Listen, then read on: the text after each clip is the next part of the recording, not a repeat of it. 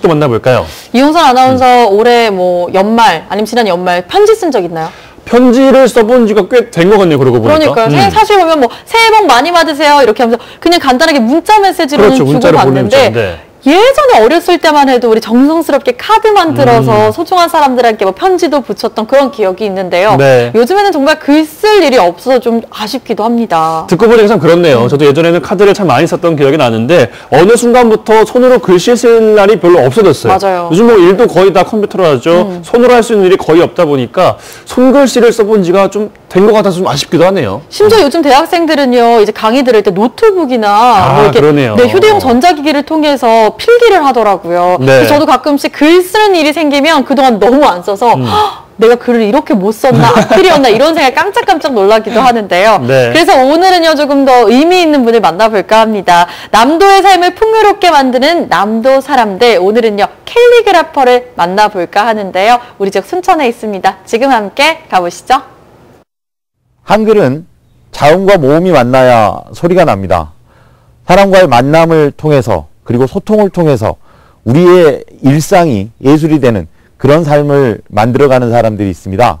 한글, 캘리그라피라는 문화활동을 통해서 지역사회와 함께 커나가고 있는 남도 사람들, 오늘은 서선양 선생님 만나러 갑니다. 손으로 쓰는 붓끝의 예술, 캘리그래피는 그녀가 세상과 소통하는 방법입니다.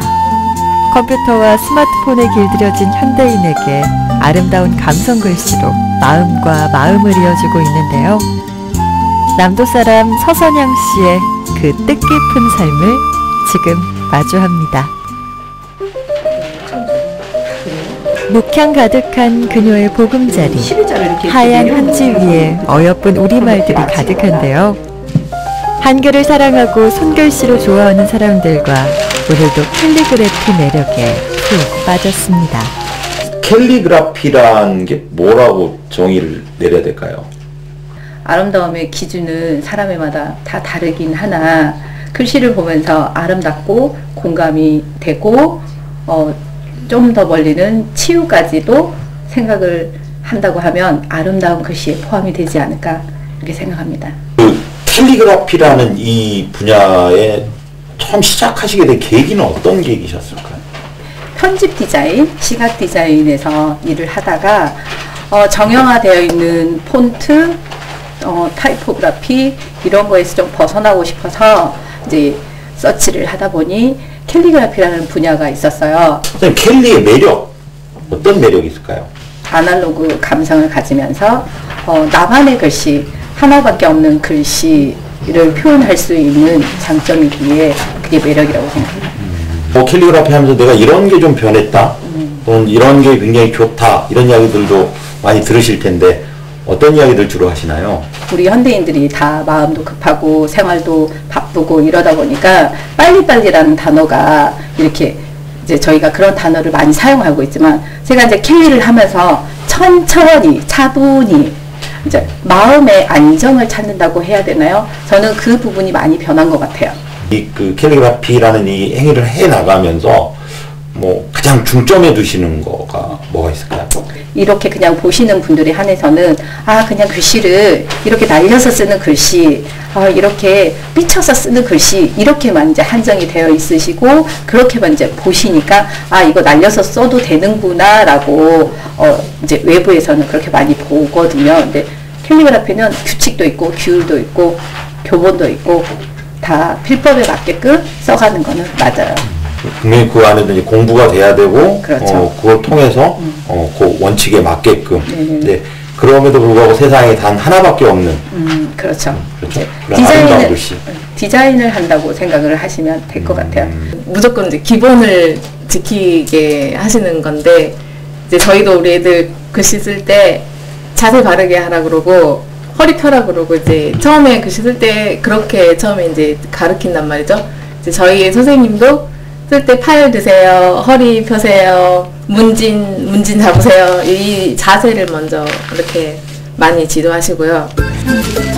그녀가 이토록 자세를 먼저 강조하는 건 캘리그래피는 단순히 보이기 위한 글씨가 아니라 마음을 비추는 거울이라고 믿기 때문인데요. 한지 위에 먹으로 표현하는 캘리그래피는 아주 전통적이면서도 현대적인 실용성을 동시에 지닌 조화로움이 매력입니다.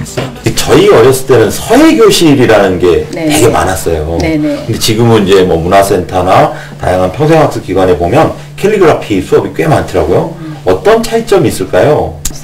서예는 문방사우를 기본으로 해서 글씨를 쓰는 정형화되어 있는 행위라고 생각을 하시면 될 것 같고, 이제 캘리그라피는 거기에 한 가지를 더 추가하신다고 생각을 하시면 될 것 같아요. 디지털, 편집. 그래서 캘리그라피는 저희가 글씨를 쓴 상태에서 편집을 해서 디지털화 시킬 수 있는 범위까지가 캘리그라피라고 좀 생각을 하시면 될 것 같고, 이제 캘리그라피의 장점으로는 정형화되어 있지 않은 것. 이 부분을 좀 더 예술로 승화시킬 수 있고 좀 더 대량으로 생산할 수 있는 부분까지도 접근을 한다고 하면 캘리그라피의 장점이라고 생각하시면 될 것 같아요. 꽤 오랜 시간 이 캘리그라피 하시면서 다양한 뭐 관객들도 만났을 거고 또 선생님 지도를 받는 제자들도 있을 텐데요.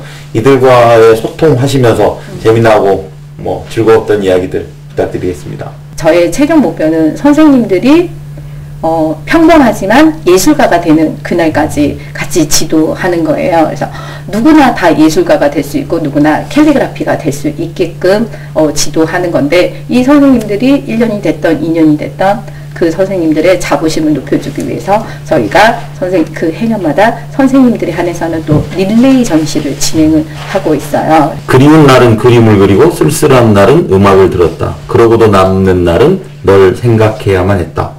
사는 법. 굉장히 울림이 있어요. 그럼 이거는 어떤 의미로?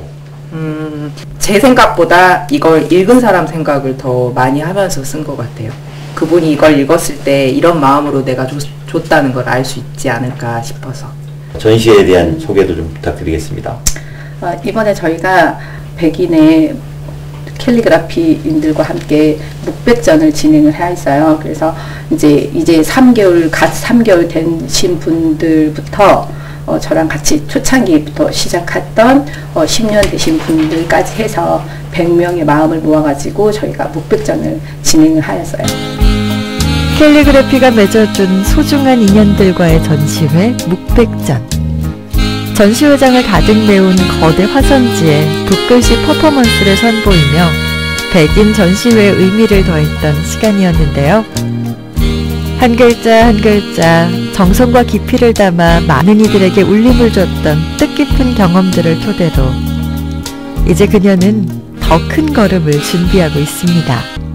지금까지 다양한 전시 또 재능 기부 그리고 제자들을 키우고 이런 일들 쭉 하시는데 새해에는 어떤 계획 갖고 계시죠?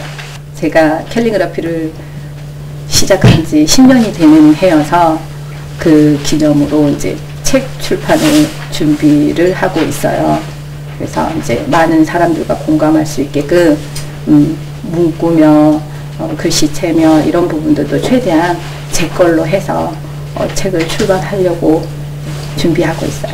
공감하고 행복해 하시는 표정을 그렇죠. 보시면 그게 보람. 그렇죠. 보람이죠. 너무 좋죠. 그러니까 간혹 우리 노래하시는 분들도 거리에서 버스킹 공연하듯이 이렇게 글씨로 캘리로 길거리에서도 또 공원에서도 이렇게 글씨 써서 드렸을 때 감동들 그런 활동들 새해도 계속 좀 이어가 주시면. 진심을 담은 손글씨로 행복을 전하는 남도 사람 서선영. 아름다운 한글에 조형미를 깃들여 단 하나뿐인 작품을 만들어가는 그녀가 우리 전국시대 새해 메시지를 전했는데요. 서선영 씨도 올해 더 많은 활약 기대할게요.